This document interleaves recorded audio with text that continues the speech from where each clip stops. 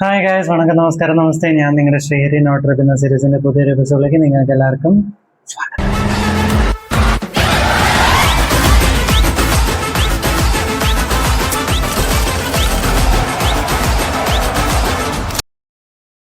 So ഞാൻ ഇന്ന് പറയാൻ പോകുന്ന സിനിമയുടെ പേരാണ്, അതൊക്കെ എല്ലാവർക്കും അറിയാവുന്ന കാര്യമാണ്.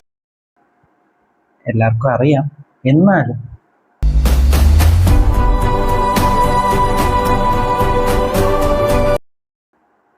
ജിത്തു ജോസഫ് ഡയറക്റ്റ് ചെയ്ത ലാലേട്ടൻ, മീന, അൻസിബ, എസ്തർ അനിൽ, അങ്ങനെ ഒരു വലിയ താരനിരയുള്ള, അതിൻ്റെ കൂടെ മുരളി ഗോപി, ആശിഷ് ശരത് സിദ്ദിഖ്, അങ്ങനെ ഒരു നല്ല താരനിരയുള്ള എന്നാൽ ഭയങ്കരമായിട്ട് പരിചിതമായിട്ടൊരു താരനിരയുള്ള ഒരു സിനിമയാണ് ദൃശ്യം 3. ഫ്രാഞ്ചൈസികളുടെ കാലമാണല്ലോ. എനിക്കത് മാർച്ച് തൊട്ട് ആട് 3, വാഴ 2, മോഹിനിയാട്ടം 2, ഭാരതനാട്യം 2, മോഹിനിയാട്ടം. അപ്പം അത് കഴിഞ്ഞിട്ട് എല്ലാവരും ദൃശ്യം 3 എന്ന് പറയുന്ന ഇതിനുവേണ്ടി വെയിറ്റിംഗ് ആയിരുന്നു. പക്ഷെ ദൃശ്യം 3യുടെ കേസ് ഡിഫറെൻ്റ് ആകുന്നത് എങ്ങനെയാണെന്ന് വെച്ചാൽ, വാഴ 2 വരുന്ന സമയത്ത് അത് ഇറങ്ങി, അത് ഹാഷർ ആൻഡ് ടീമിൻ്റെ ആയിരുന്നു.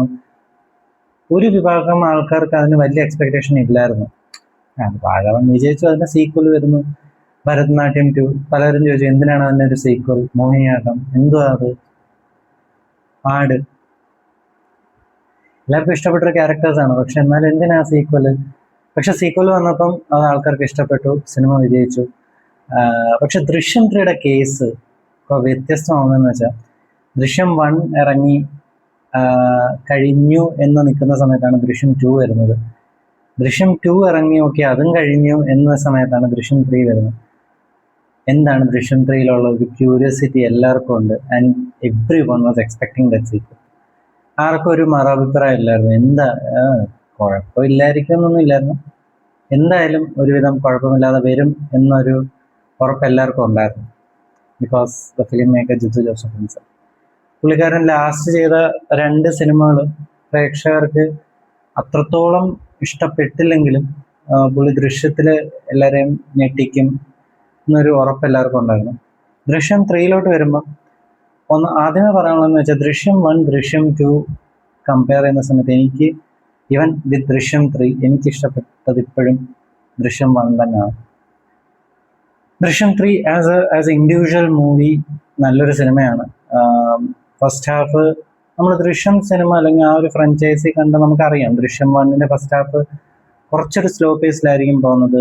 ആ ഒരു മിസ്റ്ററിയും ആ ഒരു സസ്പെൻസും, എന്താണ് ദൃശ്യം അല്ലെങ്കിൽ എന്താണ് സെക്കൻഡ് ഹാഫിൽ വരാൻ പോകുന്നതിൻ്റെ ഒരു ഗ്ലിംസസും ഒക്കെ കാണിച്ചു തന്നിട്ട് എന്നിട്ടായിരിക്കും സെക്കൻഡ് ഹാഫിലോട്ട് ഒരു അവസാനത്തെ 40 മിനിറ്റ് ഒക്കെ ഒരു കത്തിക്കലിന് നമ്മൾ ഊഹിക്കുന്ന ഒരു ടെംപ്ലേറ്റ് ആണ് ദൃശ്യം പോലുള്ള ഒരു സിനിമയ്ക്ക്.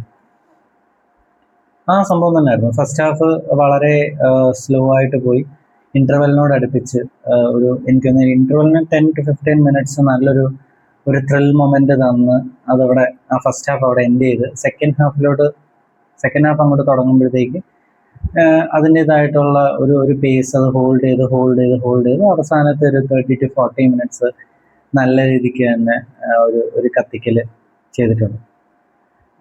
ദൃശ്യം 1 കണ്ട ഒരു ആരാധകൻ എന്ന നിലയിൽ എനിക്ക് കൈയടിക്കാൻ, അല്ലെങ്കിൽ ദൃശ്യം 1 കണ്ട ഒരുവിധം ആരാധകർക്കെല്ലാം കൈയടിക്കാൻ പറ്റുന്ന അല്ലെങ്കിൽ മനസ്സുകൊണ്ട് സന്തോഷിക്കാൻ പറ്റുന്ന ഒരു സീൻ ഇതിനകത്തുണ്ട്.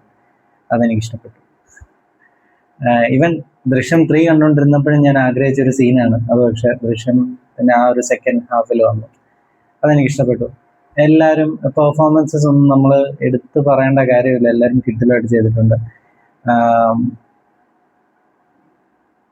പക്ഷെ ഒറ്റ ഒരു കാര്യം, ഇത് ദൃശ്യം 1ന്റെ അത്ര അല്ലെങ്കിൽ ഒരു 2ന്റെ അത്ര ഭയങ്കര ഒരു ട്വിസ്റ്റ് അങ്ങനെ ഒന്നും പറയാൻ പറ്റുമെന്ന് എനിക്ക് അറിയില്ല. കാരണം ഇതൊരു ആവറേജ് വാച്ച് അല്ല, ഇതൊരു മോർ ദൻ ആവറേജ് അല്ലെങ്കിൽ ഒരു നല്ലൊരു സിനിമയാണ്. പക്ഷെ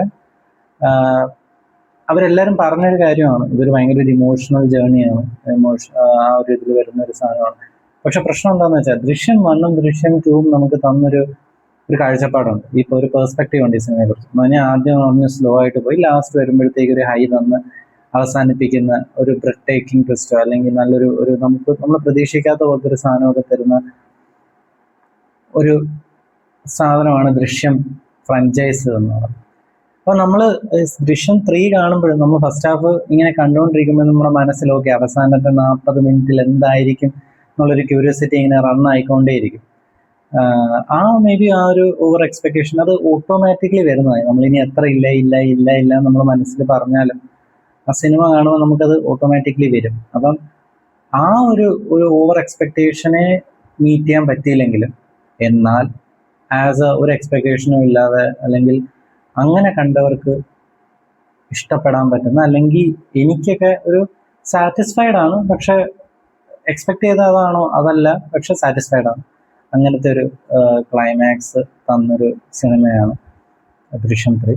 ആസ് എ ഹോൾ നല്ലൊരു സിനിമയാണ്. ദൃശ്യം ഇഷ്ടപ്പെടുന്ന അല്ലെങ്കിൽ ആ ഒരു ഫ്രാഞ്ചൈസ് അതുപോലത്തെ സിനിമകളും ഒരു ഇമോഷണൽ ഡ്രാമ ഒക്കെ ഇഷ്ടപ്പെടുന്ന ഒരാളാണ് നിങ്ങളെങ്കിൽ തീർച്ചയായിട്ടും തിയേറ്ററിൽ പോയി കാണാൻ പറ്റുന്ന ഒരു സിനിമയാണ്. അതേപോലെ തന്നെ ദൃശ്യം ഇഷ്ടപ്പെടുന്ന ഒരാളാണെങ്കിൽ തീർച്ചയായിട്ടും കാണാൻ പറ്റുന്ന, തിയേറ്ററിൽ കാണാൻ പറ്റുന്ന ഒരു സിനിമയാണ്. നമ്മൾ അല്ലെങ്കിൽ ഈ ഒരു വീഡിയോ നിങ്ങളുടെ അടുത്തോട്ട് വരുമ്പോഴത്തേക്ക് എനിക്കൊന്ന് 200 crores ഒക്കെ ക്രോസ് ചെയ്ത് വന്നും തോന്നുന്നു. ഈ സിനിമ ഞാൻ ലാസ്റ്റ് വീക്ക് കണ്ടതാണ്, പക്ഷെ അല്ലറ ചില്ലറ പ്രശ്നങ്ങളും കാര്യങ്ങളും കൊണ്ട് എനിക്ക് വീഡിയോ ചെയ്യാൻ പറ്റില്ല. ഞാനും എൻ്റെ ഒരു സുഹൃത്തുമാണ് പോയി കണ്ടത്. ഞങ്ങൾക്ക് രണ്ടുപേർക്കും ഒരുവിധം ഇതേ അഭിപ്രായം തന്നെയായിരുന്നു. പക്ഷെ പലരും പറയുന്നത് കേട്ടു ഭയങ്കര ബോർ പടമല്ല. ഫസ്റ്റ് ഹാഫ് ആണെങ്കിലും സെക്കൻഡ് ഹാഫ് ആണെങ്കിലും ഒരു ബോറടി എനിക്ക് ഫീൽ ചെയ്തില്ല. പക്ഷെ ആ ഒരു കമ്പാരിസൺ മനസ്സിലോട്ട് വരുമ്പോഴത്തേക്കും നമുക്ക് ഭയങ്കരമായിട്ടൊരു ശരിയായില്ല, ഇത് അത്രയും വന്നോ എന്നൊക്കെ ഉള്ളൊരു കൺഫ്യൂഷൻസ് വരും എന്നല്ലാതെ അത്യാവശ്യം നല്ല ഒരു കൊള്ളാവുന്ന ഒരു നല്ലൊരു സിനിമയാണ് ദൃശ്യം 3. നിങ്ങളുടെ അടുത്ത് തിയേറ്ററിലുണ്ടെങ്കിൽ തീർച്ചയായിട്ടും തിയേറ്ററിൽ പോയി കാണുക. എല്ലാ സിനിമകളും തിയേറ്ററിൽ പോയി കാണാൻ ഡിസേർവ് ചെയ്യുന്ന സിനിമകളാണ്. തിയേറ്ററിൽ തന്നെ പോയി കാണാൻ ശ്രമിക്കുക.